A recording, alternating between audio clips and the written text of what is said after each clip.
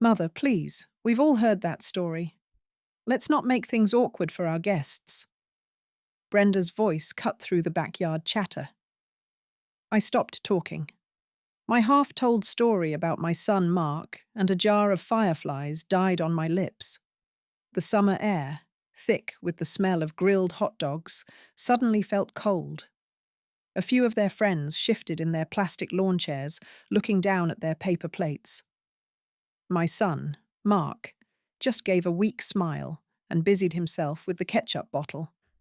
Brenda, my daughter-in-law, placed a perfectly manicured hand on his arm. "Let's talk about our trip to the lake," she said, her voice bright and false. I felt a chill creep up my spine, even in the humid July heat. My stories were my history. They were the threads that connected me to my son, to my grandchildren. I looked at the faces around me, and for the first time, I felt like a stranger in my own family. Brenda's smile never reached her eyes. The car ride home was silent. The air conditioner hummed, but it couldn't cut the tension. Mark gripped the steering wheel so tight his knuckles were white. The streetlights slid across the windshield, lighting up his face for a second, then leaving it in shadow. He wouldn't look at me. I decided to try. "Brenda seemed a little stressed today," I said softly, just to break the quiet. He let out a long, tired sigh. It was the sound of a man caught between two worlds. He finally glanced at me, his expression pleading. "Mum, just try to get along," he said. "For me." He said it as if I was the one starting the trouble. The words landed like little stones in my heart. It wasn't about getting along. It was about being allowed to speak. A week later was my granddaughter Lily's piano recital. I wore my good blue dress, the one my late husband David always liked. When I got to the school auditorium, the lights were already dim. I found Mark and Brenda in the crowded lobby. "Oh, Eleanor," Brenda said, her face a mask of surprise. "We forgot to save you a seat. You'll have to find one in the back." I nodded and made my way up the sloped aisle. I found a single folding chair near the exit. From there, I could see them perfectly. And I could see the empty chair right beside Mark. After the recital, Brenda was talking to one of the other mothers. She was laughing, her voice carrying over the applause. "Mark's mother can be a bit much," she said, loud enough for me to hear. "We have to manage her." The other woman leaned in and whispered something back. I only caught a few words, but they were clear as a bell. "Oh, Brenda told me you were quite the gossip." My weekly phone call with my sister Joan always felt like coming home. But this time, her voice was different, distant. She asked about my garden and the weather, but the usual warmth was gone. The old corded phone felt heavy in my hand. "Is everything all right, Joan?" I finally asked. There was a pause. "Brenda called me," she said, her tone careful. "Just to check in on you. She was worried." My coffee sat untouched on the kitchen table, growing cold. "Worried about what?" "Eleanor, are you feeling all right?" Jean asked, and now I could hear the doubt in her voice. "Brenda was worried you've been saying some strange things about the neighbors." The lie was so specific, so cruel, it took my breath away. At my Wednesday church group, I felt the chill again. We met in the basement, a familiar room that smelled of coffee and old hymn books. But today, Mary, a woman I'd shared potluck dishes with for 20 years, barely met my eyes. She found a seat at the other end of the long folding table. I tried not to show it bothered me. I poured my coffee and listened to the announcements. But the feeling of being watched, of being judged, was a weight on my shoulders. Afterward, Pastor Mike pulled me aside. He was a kind young man, but his face was filled with a professional sort of pity. "Eleanor, he said, his voice low. Are you adjusting well to widowhood? A concerned family member had called. The walls were closing in. It wasn't just my family anymore. It was my friends, my church. That phrase, a concerned family member, echoed in the quiet hall. I knew exactly who it was. My Tuesday lunch with Mark was a little ritual. It was the one time during the week I knew I'd see him, just the two of us. But that Tuesday, my phone buzzed an hour before I was set to leave. It was a text from him. Sorry, Mum. Have to cancel. Brenda needs the car. I looked out my window at their house down the street. I could see both of their cars sitting right there in the driveway, a blue sedan and a grey SUV. I just texted back. Okay, dear. Next week. That afternoon, I was scrolling through my tablet, looking at pictures of my friend's new puppy. A new post from Brenda popped up. It was a picture of her and Mark sitting at a fancy restaurant downtown, the kind with white tablecloths. They were clinking wine glasses. Mark was smiling, but it didn't quite reach his eyes. I looked at the little clock symbol on the post. It was from an hour ago, right in the middle of our lunchtime. Brenda's caption was typed underneath the photo. It read, "Enjoying a quiet lunch, so important to get a break from family drama." I decided I had to be the bigger person. Maybe I had been difficult. Maybe Brenda was just stressed. So on Sunday, I baked my famous lemon meringue pie. The meringue was browned just right, like little golden clouds. I carried it over to their house, the glass dish still warm in my hands. I could hear the television playing inside as I rang the bell. Brenda opened the door. Her smile was tight. Oh, Eleanor, I didn't expect you. I brought dessert, I said, holding up the pie. The sweet lemon smell filled the air on the porch. That's sweet, she said, not moving to let me in. But I told you on the phone we were just having a quiet family night. She put a strange emphasis on the word family. I hadn't spoken to her on the phone all week. Just then, my grandson Tommy ran to the door. His face lit up. Grandma, we thought you were sick. Brenda shot him a look, and he shrank back. She took the pie from me. Thank you, Eleanor. We'll enjoy this. You should get home and rest. She closed the door, and I was left standing on her porch. Through the window, I saw my other grandson, Kevin, look over with a confused frown. Brenda hadn't just lied to me. She had lied to my grandchildren about me. I walked straight back to my house, put my key in the lock, and then turned around and marched right back to theirs. I didn't bother to knock. I let myself in and walked straight to the kitchen where Mark was carving a chicken. Brenda followed me, her face like thunder. I ignored her. Mark, I said, my voice low and steady.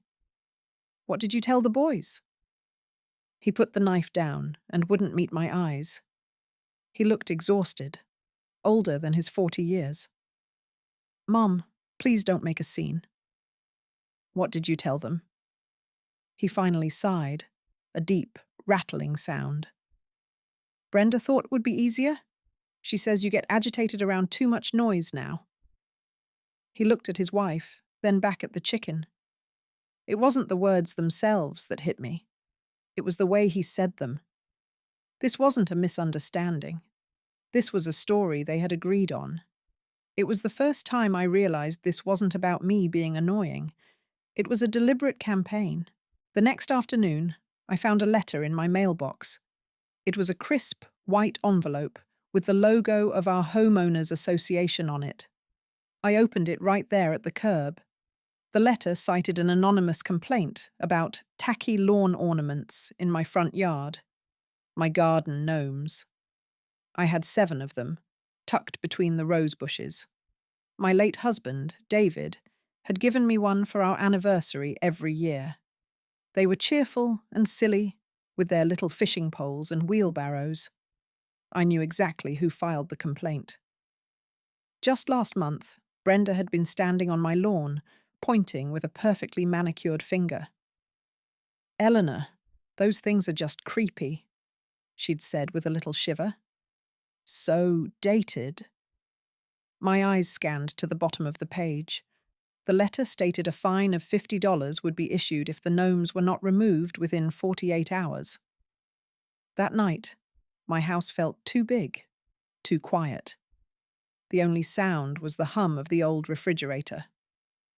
I sat in my armchair, the one David always said was his throne, and pulled out an old photo album. There was David, placing the very first gnome in my garden, his face split by a huge grin. There was Mark as a little boy, his hair a mess, holding up a string of fish he'd caught at the lake. We were a family then. I closed the album, the soft puff of air sending dust motes dancing in the lamplight. This wasn't just Brenda disliking me. She was trying to chip away at my life, piece by piece. The lunches with my son, the visits with my grandsons, even the little gnome David gave me. She was trying to erase me, to paint me as an unstable, cruel old woman who couldn't be trusted. A cold, hard feeling settled in my chest, solid as a river stone. This was not how my story ends. For my 72nd birthday, Mark gave me a digital photo frame. It was a sleek black rectangle that sat on the little table by my armchair. Brenda showed me how it worked, her long painted fingernails tapping on the screen. The air smelled of the vanilla birthday cake she'd brought from the grocery store. "See? We can send you photos and even little voice messages right from our phones," she said, her voice syrupy sweet. "This way, we can share all the special moments with you, even when you're not here." I nodded and smiled, feeling the smooth, cool plastic of the frame under my fingers. The unspoken part hung in the air between us, clear as the hum of the air conditioner. "And you won't be here often." A new message arrived on the frame a few days later. It made a soft, pleasant little chime. I was watering my African violets and went over to see. It was a voice message from Brenda, a little heart icon next to her name. I pressed play. "Happy birthday again, Eleanor," her voice chirped. "Just thinking of you and hoping you're having a wonderful week. We love you." The message ended, but the recording didn't. I heard a rustle, like she was turning away from the phone. Her voice, when it came again, was completely different. It was sharp and venomous, like a shard of glass. "There, message sent," she said to someone else in the room with her. "That should keep the old hag happy for a day." My hand flew to my mouth. I stood frozen, my heart thumping against my ribs. Then I heard another woman's voice, faint but clear. She asked, "Is the plan working?" My whole body went cold. I leaned closer to the little speaker, straining to hear. Brenda gave a low, satisfied laugh. "Perfectly," she said. "Another few months, and Mark will be convinced she needs to be in a home. The key is to isolate the old hag completely, make everyone think she's the problem." My breath caught in my throat. My hands were shaking so hard I could barely hold the frame steady. A home. Isolate. Make everyone think I'm the problem. I fumbled in my desk drawer for the little USB drive I used to store photos. With a few clicks, I transferred the audio file. I saved it. I named the file Truth. The next morning, I called a number my friend Betty from the senior centre had given me. It was for an estate lawyer, a woman named Carol.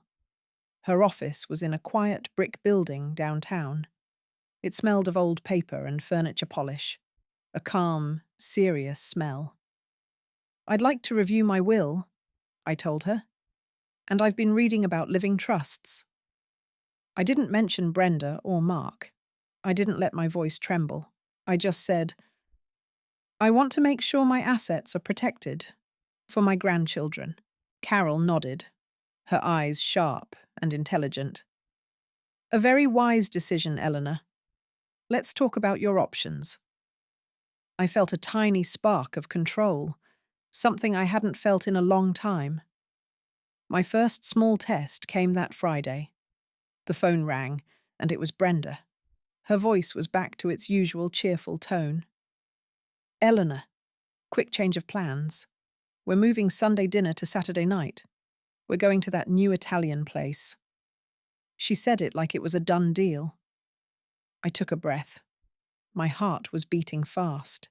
Instead of my usual, "Oh, of course, dear. Whatever works for you," I said something new. "That doesn't work for me," I said, my voice calm and even. "The original plan for Sunday is fine." There was a dead silence on the other end of the line. I could hear the faint sound of a television in her background. It was the longest silence I had ever experienced. I realized that my comfort was no longer a resource they were allowed to spend. Finally, Brenda sputtered. Well, I don't know if we can just change it back." Mark called me back an hour later. I could hear the irritation in his voice, crackling through the little speaker on my phone. "Mum, what's going on? Brenda said you're making things difficult." I was sitting at my kitchen table, looking out at the bird feeder. A little bluebird had just landed. "Mark, I am not making things difficult," I said, my voice as calm as the still afternoon air. "I am simply unavailable on the new date." He sighed, a long, weary sound I knew well. "Can't you just move your appointment? It's for family." "My schedule is just as important as yours," I said, and the words felt solid and true. "I am not available." There was another silence. I think he expected me to fill it with apologies, to fold as I always had.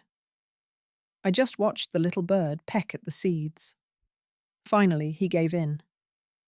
"Fine, Mum. We'll keep the original date." It was a tiny victory, but as I hung up the phone, it felt like a landslide. The next day, I went to the pharmacy and bought a simple daily planner. It had a blue cover and crisp white pages. That evening, after my dinner, I sat down with a cup of chamomile tea and a good pen. I started writing everything down. Every cancelled lunch, every strange comment, every little lie. I wrote down the date Mark cancelled our Tuesday lunch and the time of Brenda's social media post. I wrote down what Brenda said to the other mother at the piano recital. My handwriting was steady. This wasn't a diary filled with feelings. It was a logbook, a record of facts. They were writing a story about me, I thought, pressing the pen to the paper. I decided to start keeping my own set of notes. This book wasn't for them. It was for me. It was evidence that I wasn't going crazy. My lawyer's office smelled of lemon polish and old paper. Mrs. Albright was a sharp woman in her 50s, with no-nonsense glasses. She listened to me without a single interruption. "So you want to protect your assets for your grandchildren," she said, tapping her pen on a yellow legal pad. "Exactly," I said. "I want to ensure they receive their inheritance directly, when they are mature enough to handle it." We spent 2 hours finalizing the living trust. It was ironclad. My house and my savings would be managed by a professional trustee. The money would go to my grandsons when they each turned 25. I also signed a new will. Mark was no longer the executor. Mrs. Albright slid the signed documents into a thick envelope and handed it to me. "Would you like to inform your son of these changes, Eleanor?" I put the envelope in my handbag. The leather felt cool and firm. "Not yet," I said. "The timing isn't right." On my weekly call with my sister Jean, I let the conversation wander. We talked about her garden club and my leaky faucet. The air between us was still a little strained from her last call, but it was getting better. As we were about to hang up, I added, as if it were an afterthought, "Oh, I almost forgot to tell you. I spent the afternoon with a lawyer, getting my estate in order. Jean was quiet for a moment. A lawyer? Is everything all right? Everything's fine, I said, making my voice sound a bit frail. You know, with my memory getting so unreliable lately, I just thought it was best to have a professional handle things. I could almost hear the gears turning in her head. I knew the news would get to Brenda within the hour. Let her wonder what I was up to. My phone rang that evening, right on schedule. The caller ID said Brenda. I let it ring 3 times before answering with a cheerful, "Hello? Eleanor, darling? Is everything okay?" Her voice was like dripping honey, thick and false. Jean told me the most worrying thing. She said you were at a lawyer's office. I took a sip of my iced tea, letting the cold glass sweat onto my hand. "Oh, that? I'm never better, dear," I said, my tone breezy. "Just dotting the I's and crossing the T's. You know how important it is for a woman my age to have a plan." I offered no other details. I just let her question hang in the air. Her silence was long and heavy, filled with a suspicion so thick I could practically feel it through the phone. My next small test came at the grocery store. The air inside hummed with the cold breath of the freezers, and the wheels of my cart made a wobbly squeak on the polished floor. I was just reaching for a can of crushed tomatoes when I saw them near the bakery section. It was Brenda, talking to a woman from my old bridge club, Carol. They were leaning in close, their voices low. I pushed my cart a little nearer, pretending to inspect the expiration dates on the yogurt. I heard Brenda's voice, thick with fake sympathy. "She's just been terribly forgetful lately. We're worried." A cold calm washed over me. I pushed my cart right up to them. I smiled my brightest church potluck smile. "Brenda, dear," I said, my voice cheerful and clear. "You're forgetting the milk. Mark just texted me to remind you." Brenda's face went pale, like a sheet pulled too tight over a pillow. Carol looked from me to her, a little frown on her face. Brenda just stood there, speechless, her mouth slightly open. I patted her arm. "Don't you worry. We all have those moments." I smiled at Carol, then pushed my squeaky cart away. I didn't get a text from Mark. Thanksgiving was approaching. I was sitting in my armchair, knitting a scarf and listening to the gentle tick-tock of the grandfather clock David had bought me 40 years ago. The phone rang, its shrill sound cutting through the quiet. It was Brenda. Her voice was syrupy sweet. "Eleanor, darling. We were just planning our Thanksgiving dinner, and of course we'd love to have you." There was a little pause. "If you're feeling up to it, that is." The implication hung in the air, that I was frail, that my presence was a chore they were willing to endure. I felt the smooth wool of the yarn under my fingers and took a slow breath. "Why, that's so thoughtful of you, Brenda," I said, my voice bright. "I wouldn't miss it for the world." I added, letting the words settle between us, "I feel like it's going to be a very memorable Thanksgiving." The house smelled of roasted turkey and sage stuffing. A fire crackled in the hearth, casting a warm glow on the faces of my family. Brenda floated around the dining room, playing the perfect hostess, refilling wine glasses and laughing a little too loudly. The clink of silverware on plates was the main sound in the room. I sat quietly, my purse resting heavily in my lap. After the main course, when the plates were cleared, Brenda tapped her water glass with a fork. The ringing sound silenced the chatter. "I'd just like to make a toast," she said, beaming at everyone. Her eyes landed on me, to family, and to being patient and kind with those who are struggling. The room was perfectly still.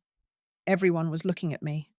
I placed my napkin on the table, took a sip of water, and stood up slowly.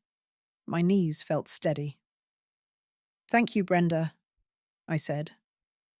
"I have something I'd like to share too. A voice message from you." I reached into my large handbag and pulled out a small black Bluetooth speaker. It was no bigger than a bar of soap. I set it on the white tablecloth next to my water glass. The silence in the room was so thick I could feel it pressing on my ears. I pushed the power button. A soft blue light blinked on, followed by a quiet electronic chime. Then I pressed play. Brenda's voice, sharp and clear, filled the room. It wasn't her sweet hostess voice. It was hard and ugly. That should keep the old hag happy for a day. My son Mark's fork, halfway to his mouth, clattered onto his plate. The sound was like a gunshot in the silent room. The recording played on, relentless. Brenda's voice continued, speaking to her friend. "The key is to isolate the old hag completely. Make everyone think she's the problem." A collective gasp went through the room. Brenda's face was a mask of pure horror. Her chair scraped against the wood floor as she lunged across the table, reaching for the speaker. "Turn that off!" she shrieked. I simply picked it up and held it out of her reach. My hand was perfectly steady. I pressed the button to stop the recording. The silence that followed was heavy and absolute. I looked around the table, at the shocked, pale faces of my family. My sister Jean had tears welling in her eyes. Mark was staring at his wife, his mouth agape. I looked at all of them, my voice calm and even. "Now," I asked the silent room, "whose words should we believe?" The silence in the room was a heavy blanket. You could hear the hum of the refrigerator from the kitchen. Mark stared at his wife, his face pale and slack. My sister Joan, sitting across the table, had tears rolling down her cheeks. Brenda finally found her voice. "She doctored it. That's not real. She's a manipulative old—" I didn't say a word. I just raised an eyebrow. Her own frantic voice was a worse condemnation than anything I could say. The more she denied it, the more everyone believed the recording. Mark finally spoke, his voice a choked whisper. "Brenda, is that true?" Brenda whipped her head around to face him, her eyes wild. "You're going to believe her? After everything I told you? After all her lies and her gossip?" Mark looked from her face to mine. I saw it then. The little things clicking into place in his mind. The cancelled Tuesday lunches. The times the boys were told I was sick. The sudden phone calls from concerned relatives. He didn't answer her. He just slowly shook his head, unable to speak. I calmly folded my napkin and placed it on the table. I stood up and gathered my purse and my coat from the chair by the door. The smell of turkey and pumpkin pie suddenly seemed sickening. I walked over to my sister and kissed her on the cheek. "I'm sorry you were put in the middle of this, John," I whispered. I didn't say a word to Mark or Brenda. I didn't need to. I turned, opened the front door, and walked out into the cool November air. The drive home was the most peaceful I had felt in a year. The streetlights made soft yellow pools on the pavement. My old car hummed along steadily. I didn't turn on the radio. My phone started ringing. The screen lit up the dark car. "Mark." I let it ring. A minute later, it rang again. "Brenda." I ignored that too. Then Mark again. I pulled over to the side of the road, took the phone out of my purse, and turned it off. I opened the glove compartment, placed the phone inside, and shut the little door with a solid click. Tonight was for me. Back home, I made myself a cup of chamomile tea. The kettle's whistle was a cheerful sound in the quiet house. I sat in my favorite armchair, the one my David bought me, and pulled a soft Afghan over my lap. I didn't scream or cry or make a scene at that dinner. I simply presented the truth and let it do the work. The power wasn't in the argument. It was in their silence. I was just taking my first sip of tea when headlights swept across my living room window. A car pulled into my driveway. I peeked through the curtains. It was Mark, and he was alone. I let him stand on the porch for a full minute. I could see his silhouette through the frosted glass in the door. The porch light hummed, attracting a few moths that fluttered against the bulb. Finally, I turned the deadbolt and opened the door just enough to talk. He looked broken. His shoulders were slumped, and his eyes were red. "Mum," he started, his voice cracking. "I am so sorry. I didn't see. I didn't want to see." The cool night air drifted in, carrying the scent of damp grass. I didn't open the door any wider. I didn't invite him in. I just looked at my son, the boy I had raised, and saw a man I barely knew. "I know," I said. My voice was quiet, but it felt as solid as the oak door I was holding. He flinched, as if my quiet words were a slap. "What can I do?" he asked, his hands fidgeting at his sides. "How can I fix this?" I looked past him, to the dark street where his car was parked. I thought of all the cancelled lunches, the whispered lies, the seat they forgot to save for me. "It wasn't my mess to clean up. That's between you and your wife, Mark," I said. "My part in this is over. I need to rest now." Before he could say another word, I gently closed the door. I didn't slam it. I just shut it firmly and turned the lock. The click of the bolt sliding into place was the most satisfying sound I had ever heard. The next morning, I woke up before the sun. I made a pot of coffee and sat at my kitchen table, watching the sky turn from grey to pale pink. The house was silent. I didn't feel lonely. I felt free. After my coffee, I picked up the phone. I didn't call my sister or a friend. I called a travel agent whose number I had saved from the newspaper months ago. "Good morning," I said, my voice clear. "I'd like to book a cruise to Alaska, for one." I used the money from my pension, the little bit I put aside every month. It was the first time in my life I had ever made such a big decision without telling a soul. It felt wonderful. My sister Jean called later that afternoon. Her voice was thick with tears. "Eleanor, I am so sorry. I should have known. I should have listened to you, not her." "It's all right, John," I said, and I meant it. She fooled a lot of people. We talked for nearly an hour, really talked, for the first time since this whole nightmare began. John told me the Thanksgiving dinner had exploded after I left. Brenda had screamed and cried, and Mark had finally packed a bag for her. She was staying with her mother now. I listened, tracing the pattern on my tablecloth with my finger. I didn't feel happy or triumphant. I just felt a quiet sense of relief, like a storm that had finally passed. That weekend, I started going through the house. I began with the hall closet. I found a box of Mark's old things, his little league trophies, a stack of report cards, his favourite worn-out teddy bear. I packed them neatly into a new box to send to him. Then I found a few things Brenda had left over the years. A silk scarf she'd worn to a Christmas party, a novel she'd been reading, a coffee mug with a silly saying on it. I put them all in a separate paper bag. I wasn't going to hold on to them. I was going to donate the whole bag to Goodwill. Before I sealed the bag, I flipped through the book she'd left. Tucked inside the back cover was a folded piece of paper. It was an old credit card statement, but the name on it wasn't Brenda's. I looked at the credit card statement I'd found tucked inside the book. The name on it wasn't Brenda's, and the charges were from a fancy hotel downtown. For a moment, a nasty little thought crossed my mind. I could make a copy.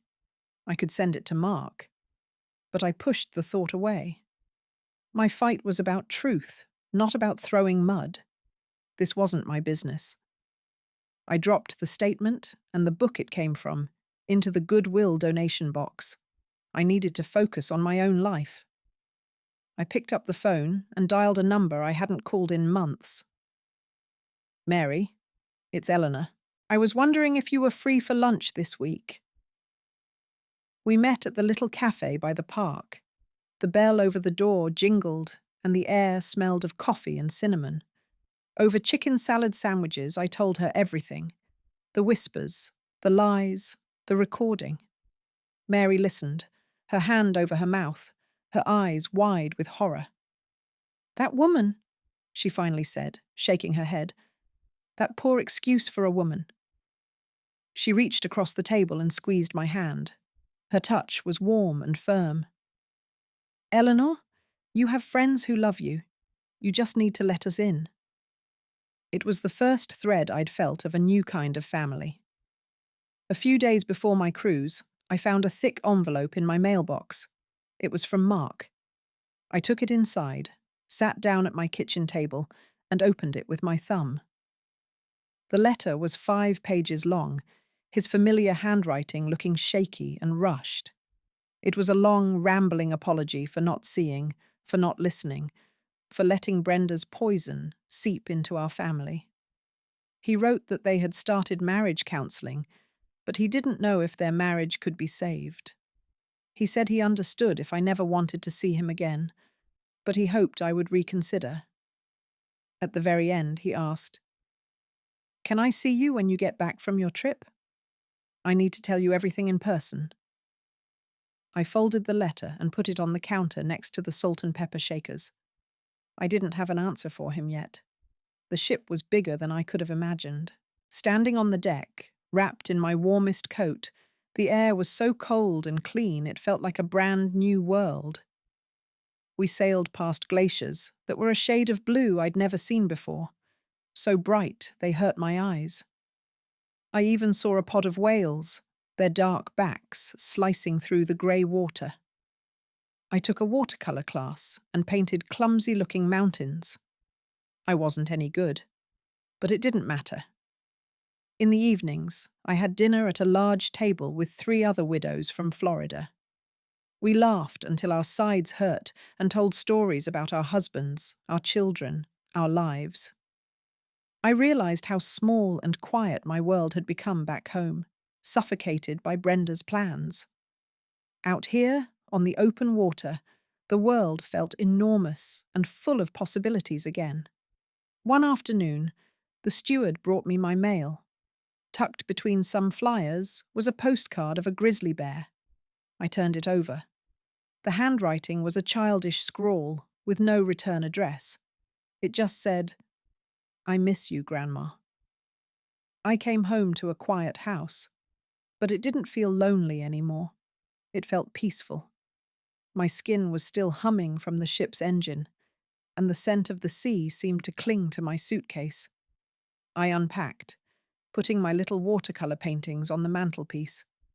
Then I picked up Mark's letter from the kitchen counter, read it one more time, and went to the phone. When he answered, his voice was tight with anxiety. "Mom?" "Mark," I said, my own voice calm and steady. "I'm back. I can meet you for coffee tomorrow morning. The little place on Main Street, at 10. I chose it because it was public, bright, and had no memories attached to it. It was neutral ground. It was a new beginning. The bell on the coffee shop door chimed as I walked in. The air was warm and smelled of roasted beans.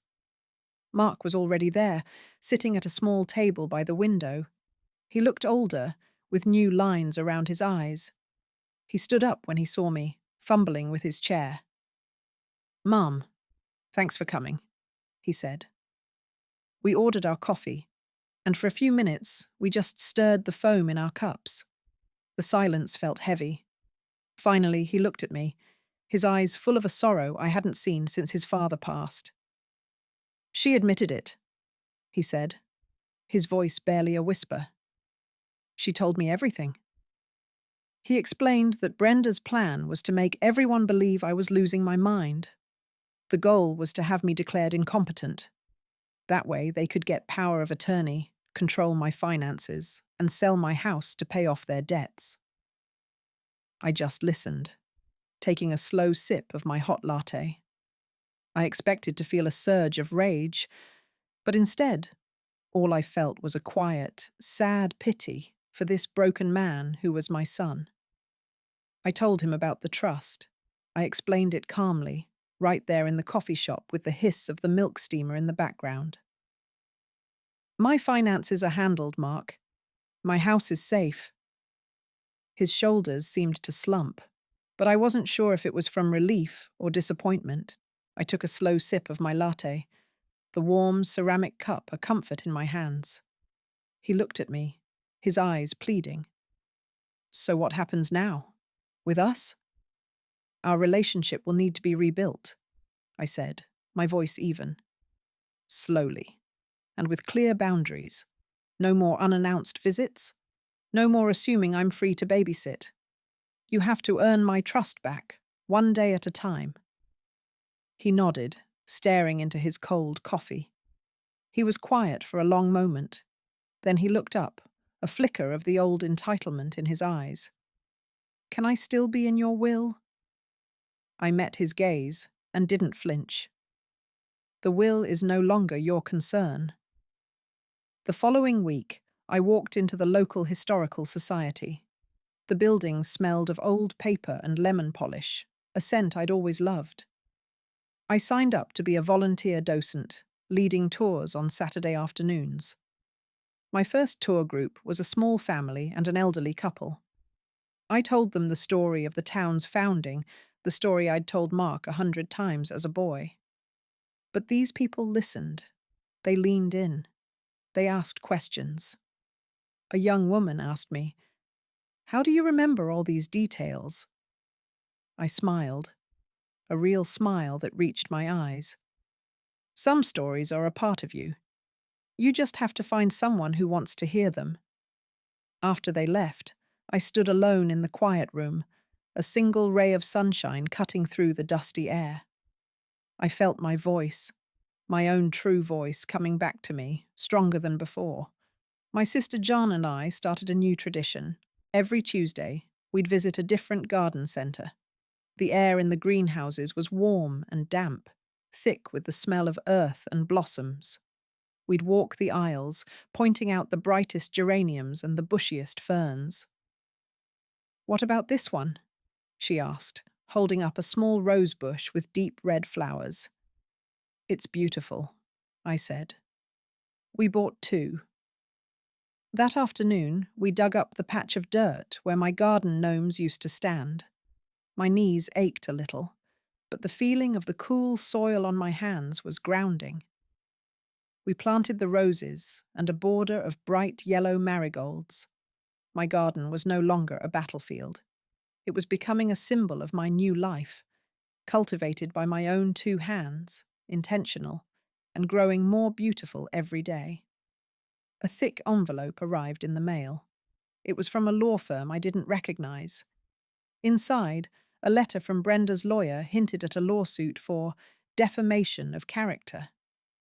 My heart gave a single hard thump, an old echo of fear. Then, I took a deep breath, picked up the phone, and called my own lawyer, the sensible woman my friend from the senior centre had recommended. I read the letter to her. I heard her give a short, dry laugh over the phone.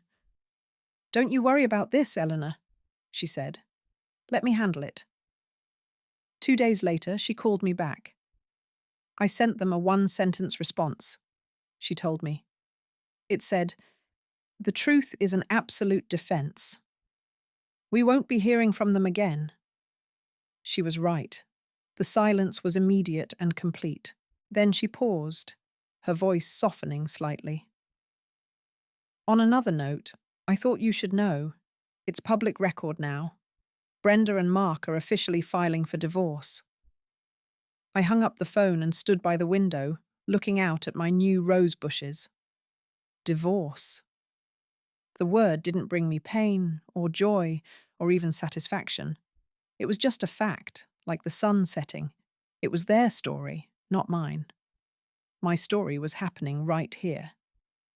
I walked into the kitchen, pulled a notepad from the drawer, and clicked my pen.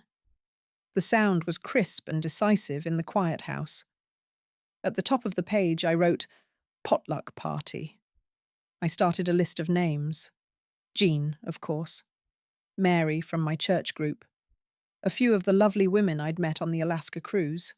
My house, which had felt like a prison of isolation for so long, was about to be filled with laughter. It was a sound I had missed more than I knew. Mark started coming over for dinner once a month. It was his idea, and I agreed on my own terms. The rules were simple and unspoken. We did not talk about Brenda. We did not talk about money. He would arrive at 6, and he would leave by 8. He sat at my kitchen table, the same one he'd done his homework on 30 years ago. I served him my roast chicken. The air smelled of rosemary and thyme, a scent that used to mean family and comfort. Now, it just meant dinner. "This chicken is good, Mum," he said, cutting into a piece. The sound of his fork scraped against the plate.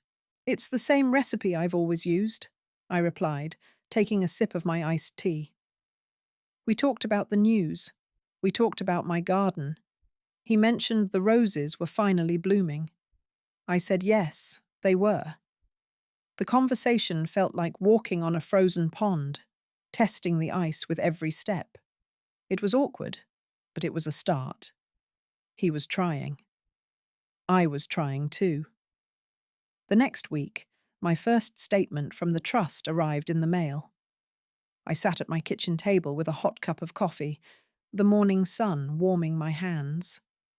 The paper felt crisp and official. I read through the neat columns of numbers, seeing my assets, my home, my future, all protected by a wall of legal ink. My social security and pension checks went directly into my personal account, an account only I could touch. I was in complete control. A quiet, deep sense of security settled over me. It was the feeling of knowing your own roof won't leak, that your own doors have strong locks. Brenda's plan had been to make me powerless. Instead, she had made me finally understand what real power was. It wasn't about controlling others. It was about making sure no one could ever control you again. I was at the grocery store, deciding between Roma tomatoes and beefsteaks when I saw her. Brenda was standing by the avocados, her back to me. She looked thinner. When she turned, our eyes met for a split second across the brightly lit produce aisle. The air smelled of damp cilantro and cold mist from the sprinklers. Her face was a mess of emotions, but I saw anger most of all. I gave her a small, polite nod, the kind you give a stranger whose cart is in your way. Then I turned my squeaky cart and pushed it toward the dairy section. There was nothing left to say between us. My silence was my final word. "Eleanor," she called out, her voice sharp. I paused for a breath, my hand tightening on the cold metal bar of the cart. Then I kept walking. I didn't turn around. My neighbour, Bob, convinced me to run for the open spot on our HOA board. "You're sensible, Eleanor," he'd said. "We need sensible." To my surprise, I was elected. The meetings were held in a stuffy room in the community clubhouse that always smelled faintly of old coffee. My first proposal was to clarify the bylaws on lawn decorations. I didn't mention my gnomes. I just talked about protecting personal expression and avoiding neighbourly disputes. I used clear, simple language. The board president called for a vote. "All in favour of Proposal 7B? A chorus of ayes filled the room. It passed unanimously. The gnomes could return if I wanted them to. But walking home under the warm afternoon sun, I realised I didn't want them anymore. My garden was full of new plants now, things I had chosen for myself.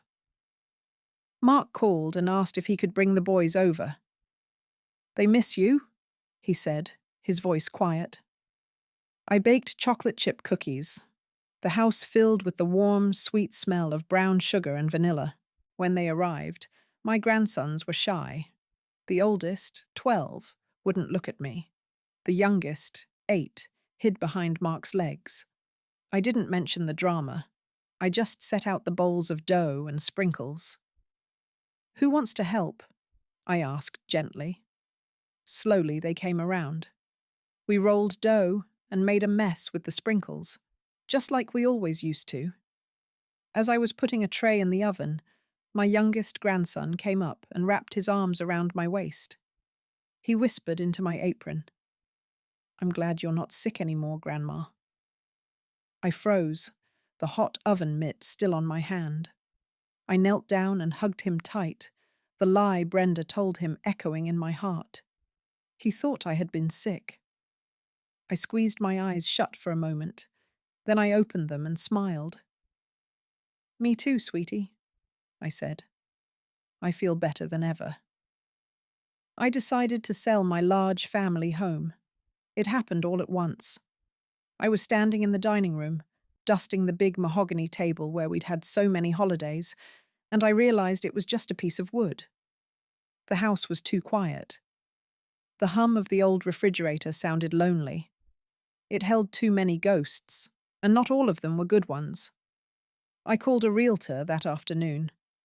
A nice woman named Carol, who didn't try to flatter me. She just walked through the rooms, nodding, making notes on a little pad. The decision felt like taking off a heavy winter coat I didn't know I was still wearing. Telling Mark was the hardest part. He came over for our weekly coffee, and I just said it plain. "I'm selling the house, Mark. I've put an offer on a condo over in the new Lakeside Villas community." His face fell. I saw the little boy in him for a second, the one who used to ride his tricycle on the driveway. "Sell it? Mom, you can't. That's our home." "It was our home," I corrected gently. "Now it's my house, and it's too much for me." He just stared at me, his coffee untouched and getting cold on the table between us. He looked heartbroken, and I knew this wasn't just about the house. It was about another piece of his past slipping away. He sat on my porch steps, looking lost. I brought him a glass of iced tea and sat down in the wicker chair beside him. The air smelled of cut grass and my neighbour's roses. "That house is full of memories, Mark," I said softly. "Good ones and bad ones. I'm ready for new ones." He finally looked at me. I feel like I'm losing everything." "You're not losing me," I told him. "You're just learning to find me in a different place." That seemed to make sense to him. He nodded slowly. He helped me pack. It was good for both of us. We went through dusty boxes in the attic, laughing at his old school pictures. He found a little clay handprint he'd made in kindergarten. He held it in his palm, and for a moment we were just a mother and son, remembering. There was a quiet healing in the rustle of packing paper and the squeak of the tape gun. My new condo was bright and airy. The first thing I did was open all the windows to let the breeze blow through. It smelled of new paint and possibility. I bought a comfortable sofa in a cheerful yellow and a small table for my balcony. I decorated it exactly as I wanted, with no one else's opinions to consider. For my housewarming, I invited my chosen family. My sister Jane brought a beautiful orchid. Mary from my church group brought her famous 7-layer dip. My new friends from the Alaska cruise came, telling loud, funny stories. The small space was filled with laughter. We all stood on my little balcony, drinking champagne from mismatched glasses. "To Eleanor," my friend Susan toasted, holding her glass high. "To new beginnings." Looking at their smiling faces, with the sun setting over the community garden, I felt a warmth that had nothing to do with the champagne. A week later, I was sitting on that same balcony, a book resting in my lap. I wasn't really reading, just watching the birds at the feeder. My new life was quiet, but it was a comfortable quiet, not a lonely one. My phone rang, and I saw Mark's name on the screen. "Hi, Mum," he said. "Just calling to see how you're settling in." "I'm settling in just fine," I told him. "I joined the book club here. Our first meeting is tomorrow." We chatted for a few minutes about nothing important: his work, the weather, my grandsons. It was easy. It was normal. When we hung up, I realized our relationship would never be the same as it was before Brenda, and I was so deeply grateful for it. I was stronger now, and so was our bond, because it was finally built on truth. The sun was setting, painting the sky in shades of orange and pink. I wasn't thinking about Brenda, or the lies, or the pain. I was thinking about which cookies I should bake for the book club meeting tomorrow. I was thinking about whether I should plant lavender or rosemary in the pot next to my lemon tree. My phone was silent on the table beside me. The house was quiet. A gentle breeze rustled the leaves of my potted lemon tree. I took a deep breath, smelling the sweet evening air. I was at peace, in a home I had chosen, in a life I had rebuilt, one true word at a time.